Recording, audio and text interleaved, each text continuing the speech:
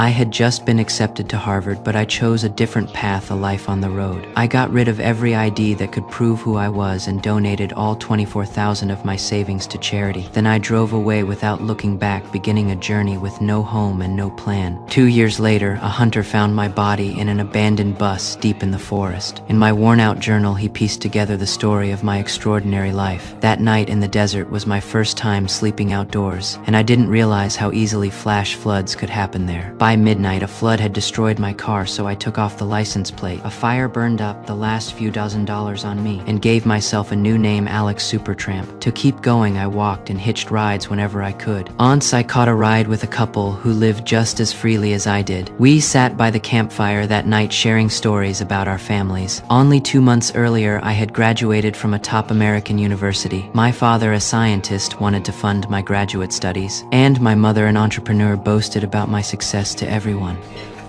Excuse me. Gotta get my son. He just graduated today from Emory.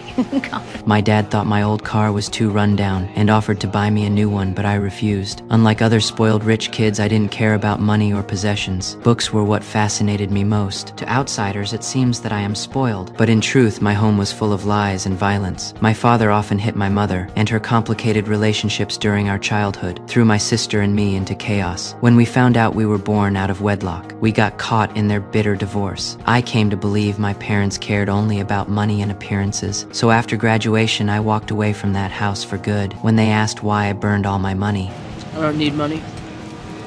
Makes people cautious. they told me about a place, an abandoned naval base, where drifters gathered. They called it Slab City. If I ever made it there, they promised to make me a handmade hat. After saying goodbye, I headed toward the place I'd been dreaming of, Alaska. Living simply made every feeling sharper, more alive. Even a single apple I found on the road tasted sweeter than anything I'd ever eaten before.